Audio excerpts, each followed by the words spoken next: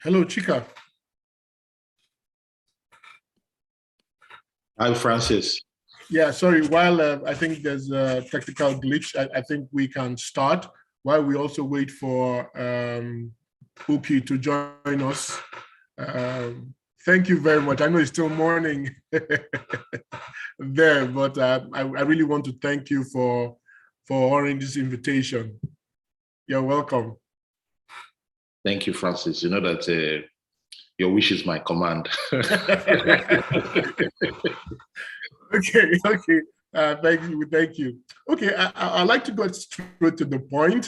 For those of you who are joining, I think there seems to be a technical hitch, but as that being sorted, we can continue with the webinar. I'll go straight to the point. The title of this webinar is Building Relevant Skills for the Next Generation Workforce. And I know that you would agree with me that the workforce is indeed changing. We're living in a transformative age. And you can see even with the COVID-19 pandemic, it has changed so many things. Okay, and much like the Industrial Revolution, we can expect a fundamental shift in everything we know, not only in the speed at which all these changes are taking place, but also in our increasing reliance on connectivity. This is a signature difference of the transformative age, being connected, whether it's to data, interfaces, people, or even experiences. Like the information age before it and industrial age before that, the transformative age is changing how we live, work, and play. Take, for instance, the gig economy. Now, for those who are not familiar with what we term as the gig economy, this is a labor market characterized by the prevalence of short-term contracts or freelance work as opposed to permanent jobs.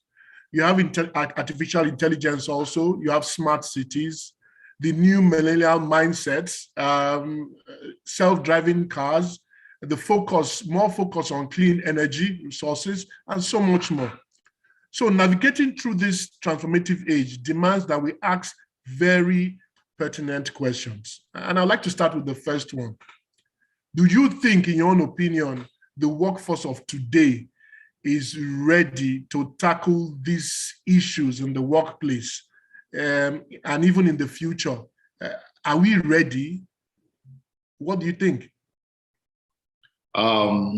Francis, when you say the workforce of today ready to tackle the challenges of this, what you describe as a transformative age, I guess there's at least a couple of dimensions to when you say workforce and readiness. There is management ready? Mm. And then there is the, let's say, the employees, existing and potential employees ready? I think that there is work for both to do. I think there is a gap. I think there is a potential and an opportunity, very significant opportunity. But I think realizing that opportunity is going to come with some humble acceptance or humble observance of the gap. There is a big gap. So on the management side, there is a power dynamic that has occurred, especially in a place like Nigeria. You know, I don't know what to call it. I spent some time in the job world, through Jobberman, right? I was early investor, ran the company for the first year. And we had investors called Seek, the largest, most successful job board at the time, but they're Australian based. But they invest in different markets. So they own job boards in Mexico, China, Australia, and different markets have different power dynamics. In Australia, they don't have enough labor. So all the power is with the companies. All the power is with employees. Yeah. There's a way they behave there. In Mexico, it was like Nigeria, right? They have too many people chasing few jobs. So all the power is with the companies. Nigeria, for the longest time, has had that power dynamic. All the power is with the employers. But is in a strange way that has changed. So even though there's still a lot of unemployment and few jobs, but for the most qualified people, there is a scarcity.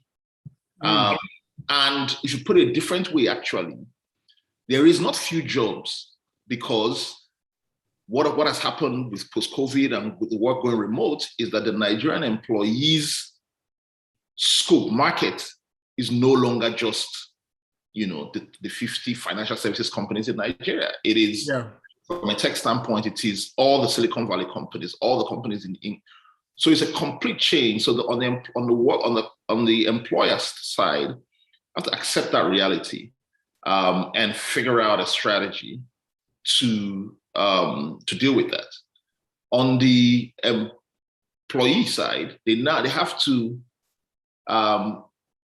recognize that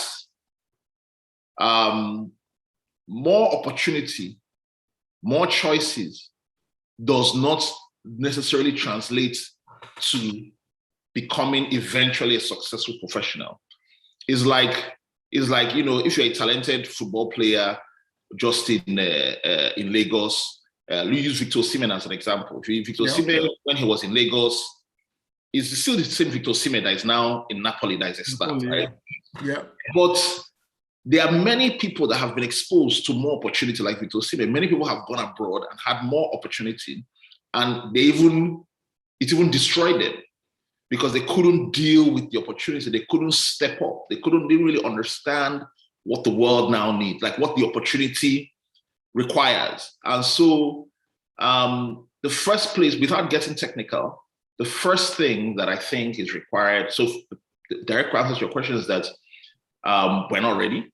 Okay. But that's fine. We're not ready. The reason why we're not ready is because it's a new terrain. We're in new terrain. Where Victor Osimhen has gone from playing under the bridge to Germany or whatever. So now we need to understand what is it going to take to be successful, especially from the employee standpoint, who, this is their life. They're the manager, they're the steward of their life. And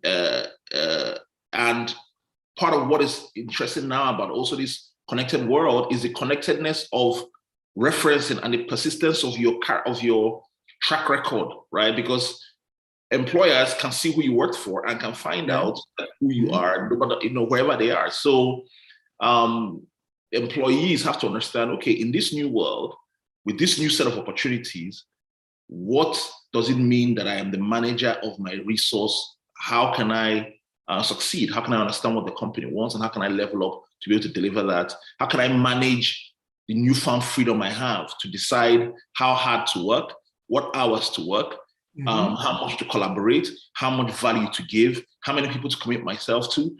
All that, these are all options that were not in the employee's hands in the past. And they have to figure out how to deal with that. Thank you very much. And this is all not even yet on the technical side yet, not even going to the technical side of readiness yet.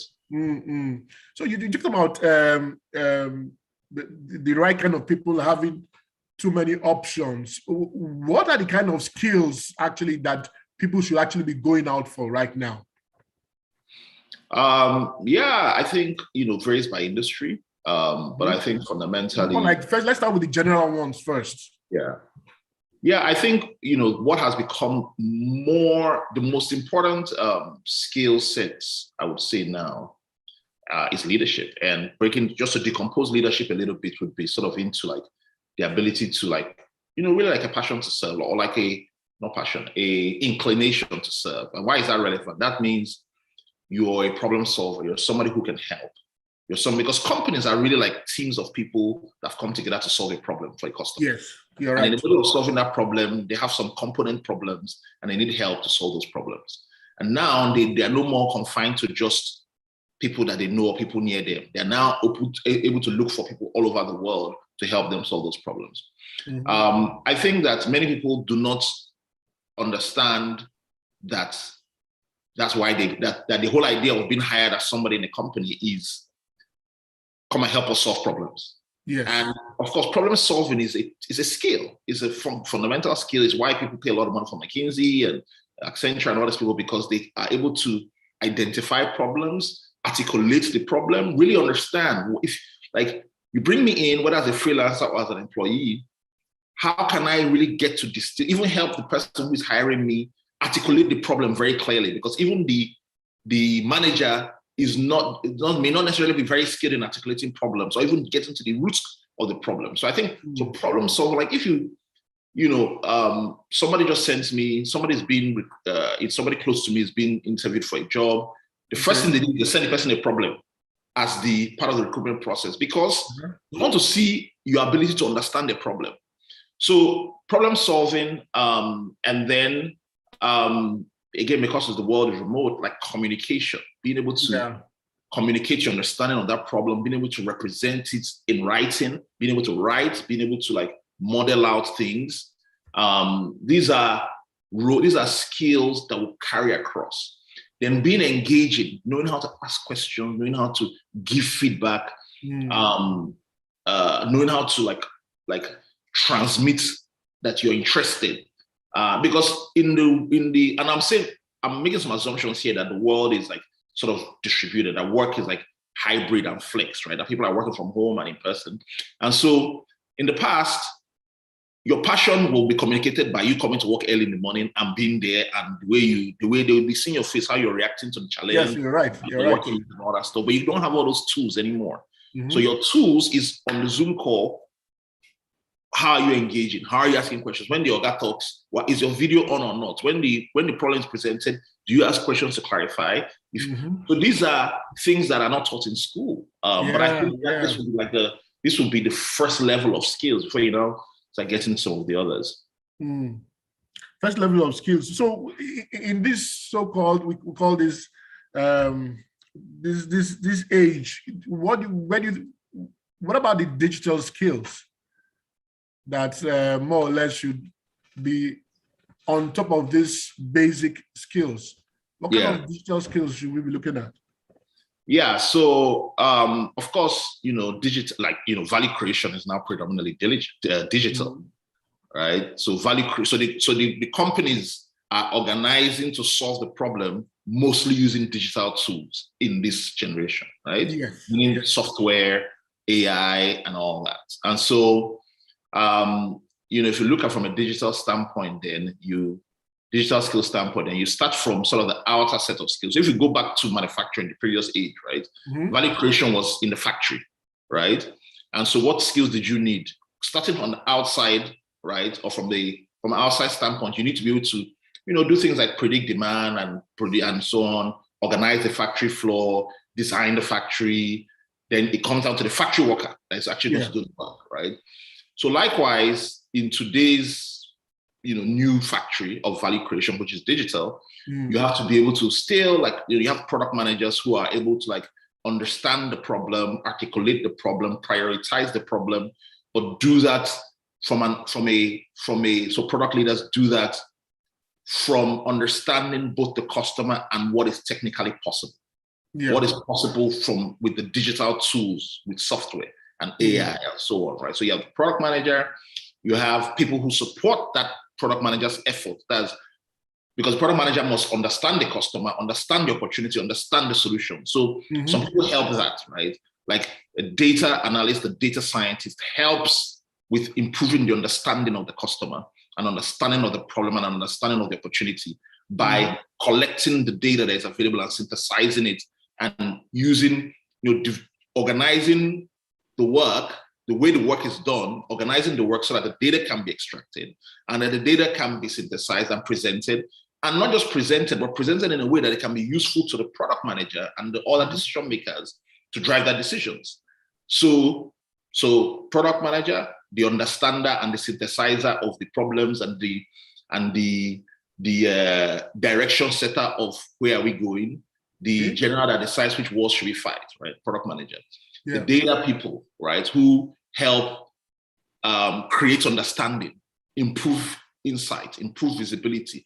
Really, they are enablers of wisdom for the product people, right? They help them make the right decision.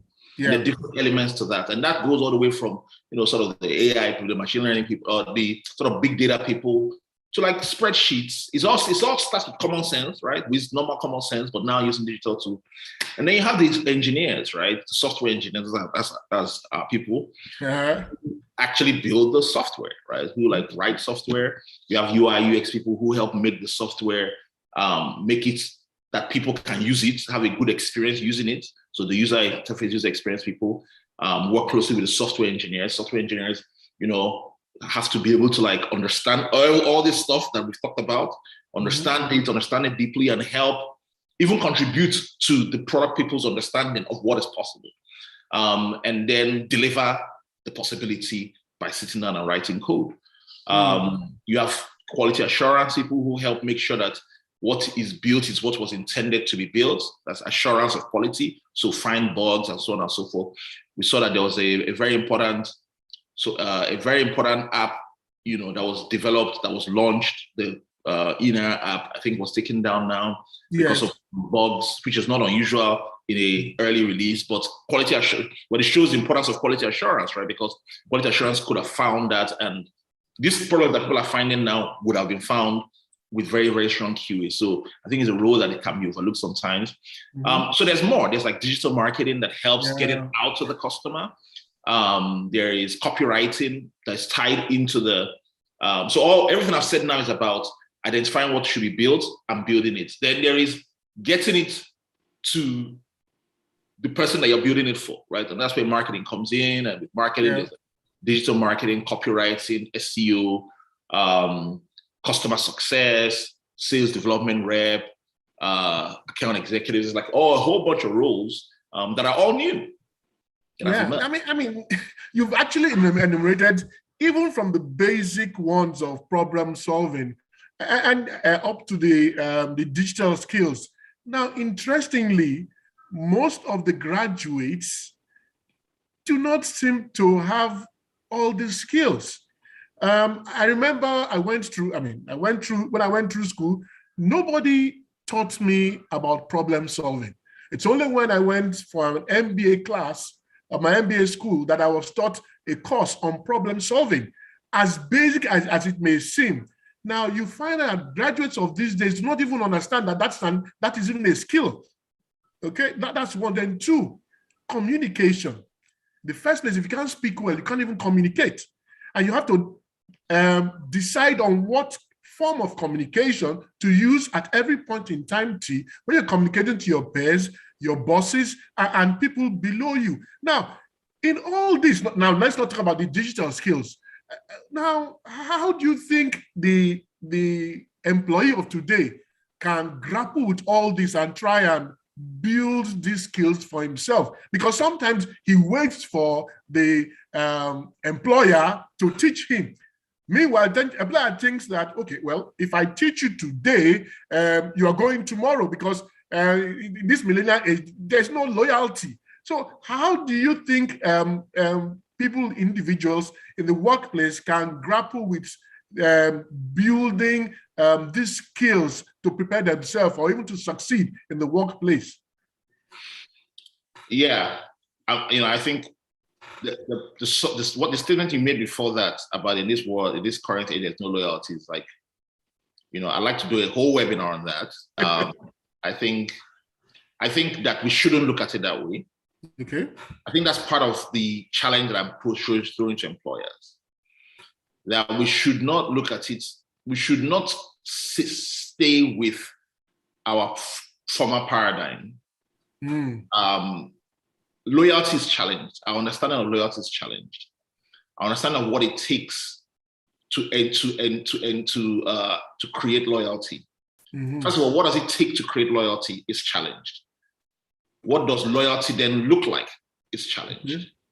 And we have to face that. And we can't, it's like we understood the world, so we were right. And now the world has changed and we can't think we're still right. When I say we're still right, like to get to be right, we have to reconsider what has changed. So, but that's a separate matter. Sorry, I went off on that. But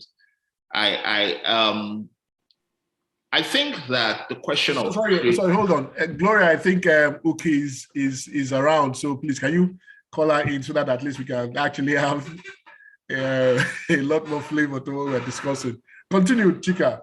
Sorry, yeah, so I think, look, I think training is responsibility of both. I think fundamentally, more work needs to be done on the part of the company, on the part of the employers, to really help everybody understand that we are here to solve problems, that we are a team to solve problems. And once that is central, it's as if the union between employer and employee seems to be about the employer and the employee. Like each person is thinking about themselves, as if that's what they're here for. It's as if it's contentious. It's not contentious. It's two of us coming together for the employee, for the customer. Yeah. And if we put that central, then the question is, do you have the skills? Do you have what it takes? I tell you, go and give this man a glass of water. If you don't know how to, carry the glass, you're not going to achieve it. So then it's better I teach you how to carry the glass, or it's better you go and learn how to carry a glass. Like both people have a responsibility. I think for sure, like where let's look at what will each person lose, right? The employees have to understand that the same way employers need them, right, is also the same way that, like other people, Nigeria has tremendous unemployment still. There's a lot of people who want their job. And part of the way the world has changed now is that people can train themselves. So in order to deliver value faster, you have to get the skill to deliver that value and own that responsibility so you can deliver that value. And in delivering that value, you get a win, you get more experience that may help you become more important to your employer faster. And even if you want to move on, you get to be able to articulate that faster. So I think for sure the employee should take responsibility to learn, to get mentorship, not just learning online, but to finding people. When people talk about mentorship, right? People think of mentorship just as a relationship, ongoing relationship, but mentorship really works best where it is around like help to achieve something. And so when you're tasked with producing a particular data report that you've never produced before, you don't have a data analytics background, right? Like with that problem, if you reach out to somebody who knows how to do that stuff, even not in your company, and your conversation with them is around helping you to succeed in that task, the person can help you in an efficient way, because people want mentorship for gisting. That nobody has time for that. They can help you in an efficient way, help you like download that skill to you, and you have that skill forever. And this is something that I think employers should also start to consider. When we talk about new possibilities, right? Like one of the possibilities, and we're trying to incorporate this into what we do at Decagon with partners, is the opportunity of freelance is also an opportunity to bring in freelance mentors. It means that if you hire an exceptionally brilliant young person, but that doesn't have some skills, before it was only his internal manager that could help him level up. Yeah. But now you can get somebody that is the best at that thing anywhere in the world to spend 10 hours with him or her. And in that 10 hours on that task, you pay a one-off fee. This person that just graduated from Unibe, right, can learn how to do something, a particular thing, as well as somebody who has been doing it for 10 years that went to Harvard Business School and worked at McKinsey in a week. And you get that Harvard McKinsey type of skill on that particular task in a week. So these are new opportunities, and I think these are the things that employers should be thinking about. You are quite right. So I think we are having issues trying to connect Uki, keeps coming in and out. However, you've actually talked about the many options that exist in an individual trying to train himself to actually acquire these skills. And some people, I think most people do not understand that. And what they think is that the employer must train me. And if I have to do anything, the employer must be ready, willing to put down the money. I like the fact that the employer can help and should help and should not do away with that, but also it is the responsibility of the individual to actually look at many options, other ways of actually equipping himself to actually be successful in the marketplace. But I want to go back in the life of this individual to the educational system right now. Do you think that, because I just know, I can count on my hand, my one hand, a couple of institutions that are really focused on really equipping the employee, the individual for the new workplace, albeit within what we have in Nigeria right now. I dare say, I mean, if you look at the people who graduate from the likes of maybe Covenant, I didn't go to Covenant, but at least when you see their graduates, they're a totally different breed. But in a nutshell, how do you think the educational system is actually ready to actually task people to do this? Let me bring in Uki. So sorry, hold on, Chika. Hi, Uki. Hello, good afternoon. Good afternoon. Sorry, I know you. I've been going in and out. I had network issues. Just been throwing me out every 5 minutes. Yeah, I'm so sorry about that. But I think maybe I should even start with you. But let me bring you up to speed. More or less, we've talked about the fact that the workplace is changing, and the fact that the skills required are totally different, and the individual needs to actually acquire those skills, whether by himself or through the employer. Even when the employer is thinking, sorry, I don't want to train this person for another person. I mean, you see in a situation where, in the last couple of months now, I've seen so many young friends have said that, okay, fine, I've had enough acquired money, I'm out of the country. And now, so how, with all this, how do you think that, or how would you place the individual in the acquisition of these skills in general, whether for himself or from his employer? What do you think? Thank you very much. I think, okay, I'll talk about that and just add to what Chika was saying earlier about the cost and everything. So for me, as an individual, of course, I believe every individual has to take responsibility for their career and where their career is going. But that does not mean that the organization or the educational system and all of that do not have to add their value. But like I always tell people, even if you have somebody to blame, even if you have a poor educational system to blame, or your parents to blame, or whoever, your employer to blame for not training you, at the end of the day, it is your career and it is your growth. So what are you going to do about it? So as an individual, I believe very strongly in the power of like I heard you talking about problem solving. I mean, if you're not a problem solver, you don't even belong in the workplace. And who is going? Okay, you were the one mentioned that you even had about problem solving in your, I think when you were doing your higher education. Yes. Who is going to teach? There's no class in school teaching you about problems. Yes. There's no class, but if you're not a problem solver, because the world is not going to lay everything out before you, you're definitely going to get stuck somewhere in your career. So the question is, what are those things? Every individual must be aware of those skills that are required for whatever job. Every individual must have their own way of learning it, because whether we like it or not, there are some things that life just teaches us that we didn't even plan to learn, and they become useful for us.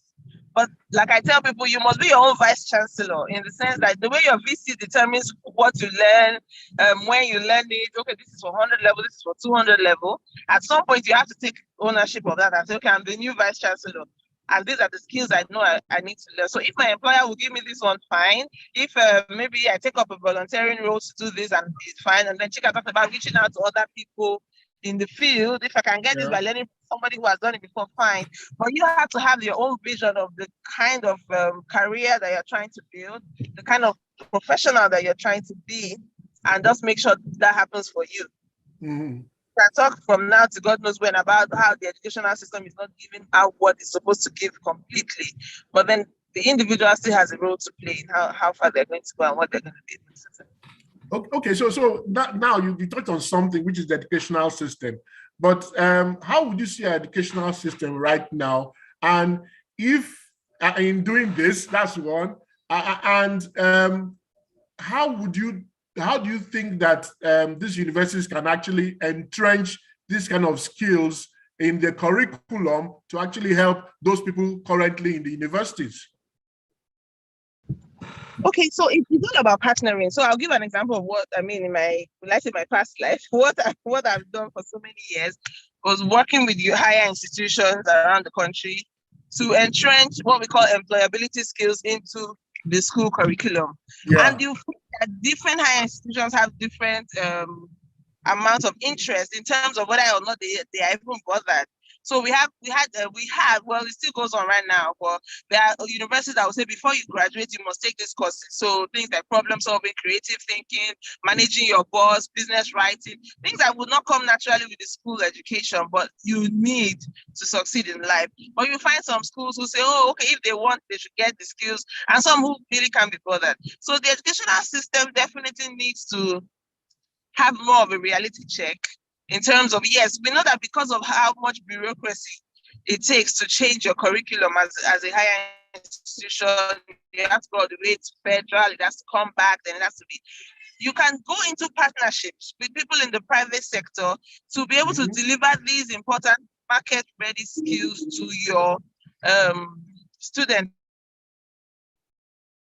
I'm saying this because I know firsthand, having had to work with higher institutions who wanted to add these things to their regular school curriculum, how it has to go all the way, to NUC, they will sit on it, laws have to be passed and all that. But that's not really an excuse for a serious institution, because there's so many ways that you can still ensure that your students get the skills that they need, apart from even just talking about them, soft skills. There are also technical skills that are now more necessary because of the realities of the world we're now living in, and that are not even existing in any school curriculum. So every school just has to take up that responsibility and make it happen.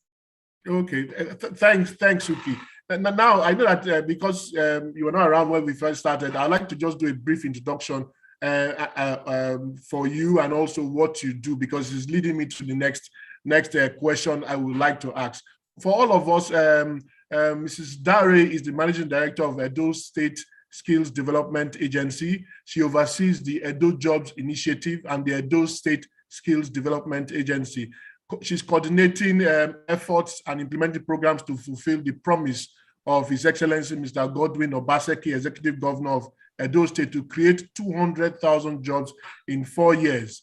With her team, Uki implements innovative projects to create the demand for and provide the supply of highly skilled talent in Edo State. Over 180,000 youths have benefited from the state government's job creation initiatives. Now tell me, in more, let's give more details about what you are trying to do and what you have done to equip these youths for success in life. Okay, thank you. So in terms of, sorry, I know it's a bit noisy. Okay, but we can still hear you. In terms of what we've done for young people, one of the major things, I think I will just majorly, because there's so much to talk about, but I'll focus more on where we come from in terms of the mindset and the thinking. So for us, we believe that you can't really impact a person's life if you don't have that respect for them, if you don't understand that they have everything it takes to make their lives different. Your job is just to help them see it, help them polish it, help them develop it. So what we really do first is that we start with the mindset, we start with the thinking, and to help people to be able to see opportunities in their environment. And then we work mostly, not only, but mostly in 5 key sectors that have been identified in the state to be able to create jobs for young people. That's technology, of course, the creative industry, agriculture, manufacturing, and construction. What we've done is that we design our program for all the local governments in the state, depending on what we have already pre-identified as high growth sectors for those local governments. Edo State is interesting in that all the local governments, some of them are so far from each other, it's like you're traveling to another place entirely. So they all have their own economy. So we make sure that we are understanding every local government, and that we are delivering programs that are relevant to create jobs. We do things like supporting entrepreneurs to start their businesses. We have funds from grants to loans. We recently launched a 2 billion fund with the Bank of Industry for MSMEs to be able to get low interest loans for their businesses at very easy criteria.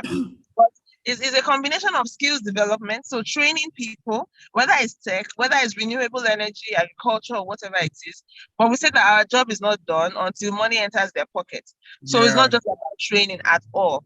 We like to focus on things like, okay, how do we place them in jobs? We have internship, we have apprenticeship schemes, we have a whole job placement unit that works with employers to place young people in jobs, in vacancies that they have in their organizations. So that's just a summary. I'm trying to give a very brief summary. We have an innovation hub where young people come to, they learn different skills, they from graphics design to networking, laptop repair, like you just name it. And then with Decagon, we actually have a partnership for a EdoTech Park where young people are learning software engineering. So those are some of the things happening in the tech sector. And we're really focused a lot in terms of the project we select on access to jobs, access to earning opportunities, people that can support them in starting their businesses and all that. So that's okay. Yeah, thank you very much. That was a lot in just a couple of minutes. Yeah. Thank you very much, Uki. Chika, please, let's see your face again, please. Now, for those of you who, I mean, maybe they didn't hear when the introduction was made, Chika is for me, is a serial entrepreneur. I've known this guy. I mean, how many I can count? He has been building one thing or the other, one startup or the other. He is currently the CEO and founder of Decagon. And Decagon is actually, I'll let him tell you a bit more about Decagon, but he was once the GMD of MTech Communications. He's on the board of directors of Unilever. He's a partner of Rise Capital, and he's a CEO and founder of L5 Lab. L5 Lab, a holding company focused on incubation, growth capital, and seed investments. So tell us, Chika, what is Decagon trying to achieve, and how far has it gone? And Uki talked about a partnership with you. I think we'll talk about that later, but tell us what you are doing and how you are helping to bridge, to make people, or to help people with those skills that will help them in the workplace. Thanks, Francis. Just might be helpful to say a little bit about why. Yeah. You mentioned the fact that I've been in building tech companies for more than 20 years. My first company, MTech, first made internet available on mobile phones in Nigeria, on Airtel. Anyway, I was very young at the time, and I worked with like really young people right out of school to build out that company. We built in 6 years that company. We got it to be market leader in 6 African countries, helping telcos across Africa to do more than just talk. So to do value-added services. The key thing I got out of that experience was that we had exceptional people in Nigerian universities who, with some support and some challenge and some skills, could do transformational things. 5 of the first 10 people who I hired in that company currently run businesses that make more than $1 million a year. So the potential, the talent is there. And when I saw that, I went into my next business, L5, which was find other people right out of school that have exceptional potential and help them using tech to fulfill their potential of starting companies. So it was scaling that whole idea of exceptional young people that can do amazing things in tech through companies, through ventures. So that's how I found the Jobberman guys. They were in Obafemi Awolowo University at the time. That was the first company. Checky, which is now AutoCheck, raised money yesterday, was the second company, and so on, right? So we did a whole bunch of companies. But about 5 years ago, I began to see that there was some impact. We been involved in more than 20 companies. Maybe we created 1,000 jobs. But the the gap, the Nigeria's fulfillment of Nigeria's potential of this generation of young Nigerians, the gap was widening, meaning we're not meeting up. There's too much unemployment, too much poverty, even though there's brilliant people and there's opportunity. And so we said, software engineering is a job that there's huge demand globally, locally and globally. Yeah. Let's find the smartest people in Nigeria and help them become software engineers. We looked at India, we looked at some other countries, and we saw that India, Poland, Ukraine, all these countries that are generating a lot of money from software engineering. India generates $120 billion a year from about 4 million people working as software engineers. So if you adjust for population percentage, right, Nigeria should have about 700,000 people right now in software engineering. And if Nigeria had that at $30,000 per person, which is what all those other countries make, that would be about $21 billion. That's more than Nigeria made from oil. And so we said, okay, but why isn't that happening? And I figured, as is usually the answer, the answer that I usually come up with for any problem is a lack of entrepreneurial investment. There has not been enough entrepreneurs taking the risk and putting capital and time to solve that problem. So that's what Decagon exists to do. Decagon's number one customer is Decagon's first customer for me as the founder of Decagon. Our first customer is Nigeria and a generation of Nigerians to help us to fulfill our potential to be a top 10 software engineering country. So that's on one level. You come down to the next level, it is the brilliant young person who now we've had 500 of them have come into our program. And of that 500, I tell you, like, we've had 80,000 people apply to become Deca devs, as we call them, 80,000. We've only accepted the top 0.5%. So about 500 people we've accepted. But I'll tell you the thing about this 500 that are top 0.5, right? Sadly, 50% of them had been unemployed for on average 2 years. Majority of them were best graduating or just had some history of exceptional academic performance. The median age is 26 to 29, not 22 to 23 like I thought. So some of them have been graduated 5 years ago. Yeah. The remaining 50%, average salary that are working, average salary was 50,000 naira. So that's a show. But the thing is working. We're 2 years in, right? And well, first of all, immediately after Decagon, so they come in and within 9 months, the average pay goes up, is 250,000 naira. So this is 410% growth, and we're hitting that 100% of the time currently. But what is really interesting is now we have 2 years of data. And what I'm seeing, I can't even say with my mouth what these people are doing. So it's working. And so we're really looking to see how we can scale that, because we also sort of feel like a sense of responsibility now, because many things in Nigeria don't work. Many things are very hard. People are trying. It's not as if people are not trying. Like, many people are not trying. Many people are not serious. But there are many people that are also serious. But the things are hard. But we have found something that can work, that is working. And so we really feel now a sense of responsibility to scale that so that we can really bring this income changing, life-changing opportunity to more people in Nigeria. Now, before I talk about the partnership with your Decagon and the Edo State government, please, how can we scale this fast? Because if you are giving us those kind of figures, the next thing is, okay, fine, what would you need to actually scale this as fast as possible to bring a lot more people into this beautiful net? Yeah, good question. I spent all my time trying to figure that out. I think we are trying to be careful, but we don't want to be too careful. We're trying to be careful, right? Because what happens is that Nigeria is not the only country that has talent. Okay. And it has to be high quality. People need engineers. It's just like how people are always looking for tailor, right? Women are always looking for tailor. It's not that there's no tailor. There's many tailors, but what they mean is they need good tailor.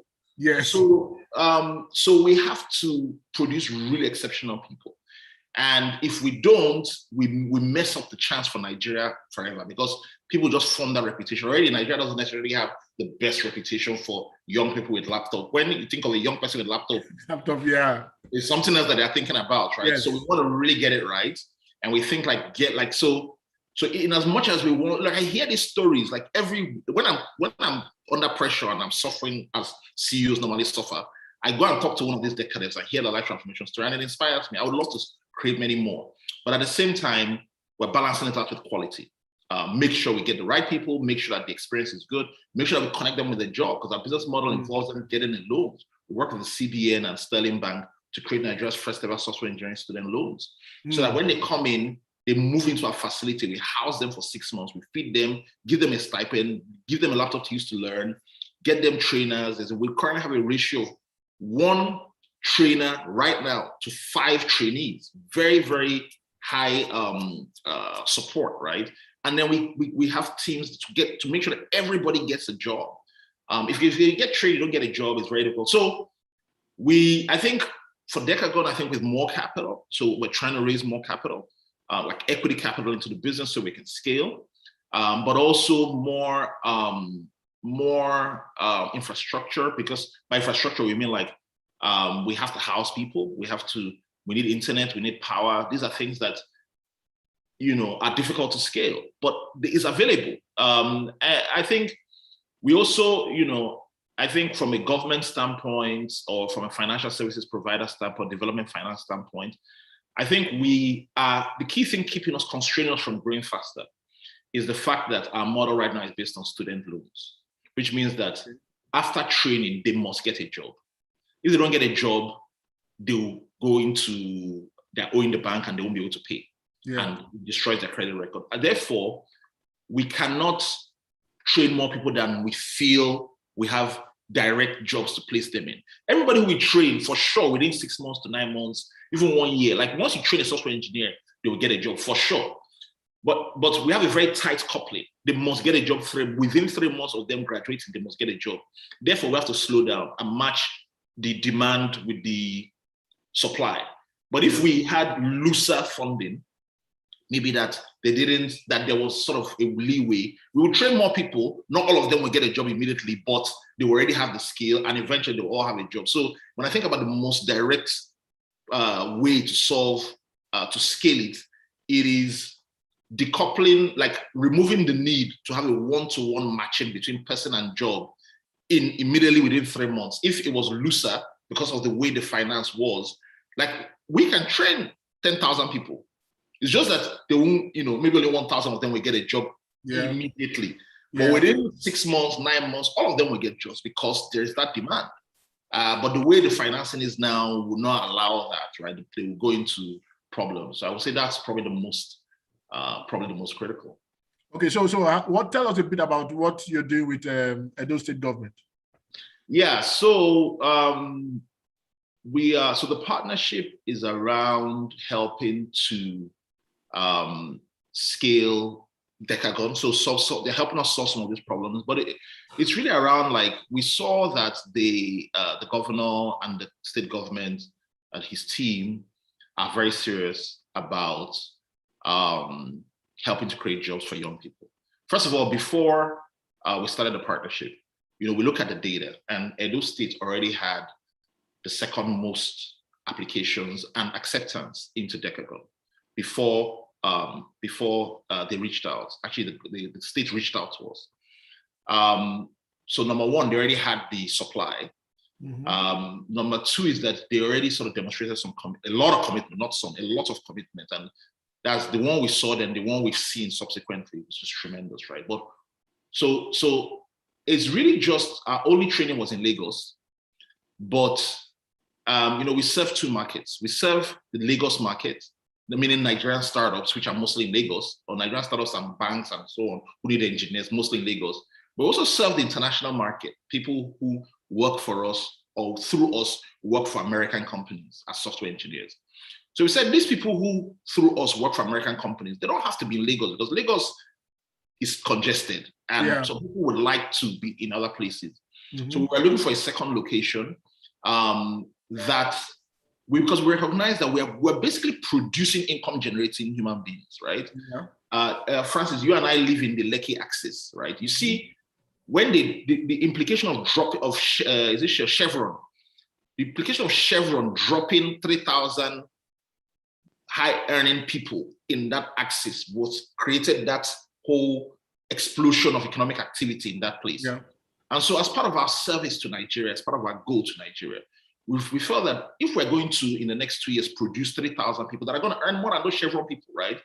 Let's drop it in a place where the impact will be tremendous. And so for us, that's our goal, is find somebody, a state government that is really committed, because we're startups, so we don't have a lot of resources to be doing hard infrastructure things. So, and we're happy to just stay in Lagos. It's not as if, I mean, ultimately, if Decagon is very, very big, we can do whatever we want. But while we're small and growing, we don't want to take on more burden than necessary. Our business is working just great in Lagos, and we have opportunities to be in Ghana, Rwanda, other places. And so it was a great fit. We found a governor and his team that were just as committed, super committed to seeing what we are producing, that we are going to, we are basically able to produce like cohorts of people that will have transformational economic impact in their city. And so that's it. So we came together to see how we can achieve that. And the way we are doing that now, so it's a big partnership, right? Like it's a partnership that is really about, let's try and figure out how we can achieve this transformational impact in a city by scaling out software engineers in that city. That's the goal of the partnership. How we're achieving it now is two things. We have a training program there. So the government, within 6 months, built out a facility for us. So our second campus, as big as our first campus, we have a campus in Lagos, we have a second campus in Benin now, which they built for us in 6 months. We have people training now there, and the first cohort should finish in December. That first cohort in Benin should finish in December. So that's already happening. They also provided guarantees, because some people, when they lose about 30% of the people who make it into Decagon cannot start, because they can't find anybody to be their guarantor, to say, give this person money, he's a good person, I know him, and if he doesn't pay, I'll pay. So the government guaranteed some, Edo people. And then, but this is just a pilot. All this things we're saying now is just a pilot. It's just like, so that we're not talking with no results. Yeah. We're already seeing the results. But the real big thing is that we are now building out a 20-hectare tech park. And next to, like really close to Uniben, there's high-speed fiber from MainOne, from Facebook, funded by Facebook, is drawn to the location. So that's what we need. We need high-speed internet, good infrastructure for people to live, and then power, and then we will provide the talent. So that is the thing that's going to have the explosive long-term permanent impact on Benin as the first step. And then from there, more things will come. The people who will graduate will come. So we work closely. All these Edo State government things I've been saying, the engine of activity of that, of course, is the government, but it's Uki. And I just to say, when the Governor Obaseki reached out and he invited us and we were thinking about it, and I was very skeptical not because I don't want to do things, but just from a timing standpoint, the weight of working with government can be very heavy. And something I found amazing, I'd gone to Rwanda in 2012 to visit with Nigerians, to visit Paul Kagame, and the way the government people worked, they were like KPMG employees. They were like employees of the most sophisticated bank in Nigeria. They were selling us as if it was their father's company. And that is what I found in Edo State. Uki, I'd never met her before, was lobbying me, selling me, twisting me, toasting me to come to her state, to come and join the work, as if we are sharing, as if there was something, other incentive. And so for me, that was like a signal that these are the right kind of people to partner with. Yeah. Thank you very much. I think in rounding up now, Uki, are you still with us? Yes, I am. I know that you have been involved in actually training people from the companies that you have worked with, companies you own before joining this. What is that drive, that motivation that pushes you to get the average person the right skills to succeed in life? Okay, that's interesting. That's an interesting question. Okay, I guess. Oh my Lord, I'm trying not to give my life history here, but many years ago, I discovered my purpose. I discovered something I was passionate about, which is helping individuals become the best version of themselves. Really, really, that's just one interpretation of it. But sharing the truth, sharing honest information, so that people can use it and make proper life choices. I have seen so many people who would have been, I mean, the best people you can imagine, but they just thought that they were supposed to be where they are. People who will not give the best on the job because they feel they're supposed to work according to how they're being paid, instead of working according to the value that you have on the inside. So I've seen the power of the truth to actually change a person's life, change a person's position, and help others. So every time I come across individuals who could do better or be better, even outside my job, because like I said, it's for me a life mission. It's something that I go all the way out to do, because I feel that's why I'm on planet Earth. So that's the short version of the answer. Thank you very much. Thank you very much. I'll just check whether we have any questions as we round up. Okay, the first one, that's to you, Chika. How can I, someone is asking, how can I train with Decagon even if I have the money? Can I come and train with Decagon? Yes, of course. If you have the money, you can come. But the money is not the issue. The thing that you have to pass, you have to be accepted into the program. So it's merit-based, need blind, meaning ability to pay is not a factor in admission. You apply and get accepted. Then when you get accepted, if you have money, you pay. If you don't have money, we'll give you a loan, no problem. Okay. And the applications are, we have several intakes, and there's going to be some intakes. So go to Decagon Institute on Instagram, or Decagon Institute on the website, but on the Instagram, you follow us on Instagram, Decagon Institute. You will know when there's admission, when there's application and all that stuff. And you go through the application process and you can get in, yeah. Okay. And this from another person, same to you. What if, yes, what if, I mean, do you have an online training facility for young ones? No, for now, no. We have a lot of demand. People are asking us that for younger people, secondary school, university, all that, and we think it's important, but we want to focus. In 6 months, we get people from unemployed to employed, and we want to increase that number of employed people. And we feel there's a multiplicative impact of that. So we really want to focus on that for now. Okay. Then the other question, I think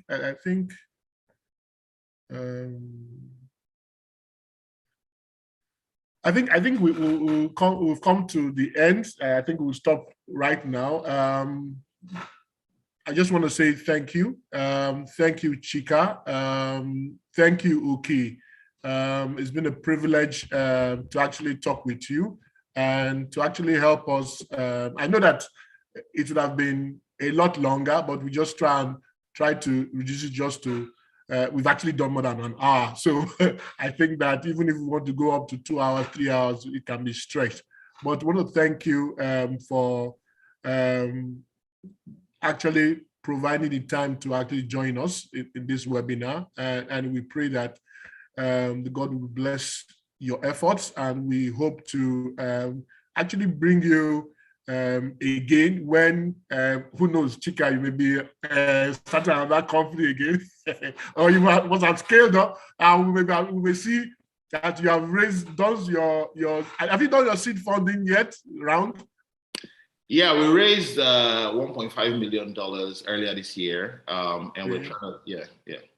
Okay, so who knows? We'll be looking at your Series A very soon, and for those who want to be part of it, if you are here, please tap into that so that actually be a big man afterwards. I mean, he took MTech to the stock exchange, so I mean, it can also make you rich by joining. But also for those who need to actually build skills. it's very important that you do that, you own that. Uki says that you be your own VC, Vice Chancellor, you own that responsibility. Don't wait for your employer, and also for employees, employers. Chika is saying, sorry, don't. I mean, you still need to invest in your employees. On that note, we come to the end of this Zing webinar powered by Investment One Financial Services. Thank you very much, and God bless you. Bye. Bye, Chika. Bye. Bye, Yuki. And bye all.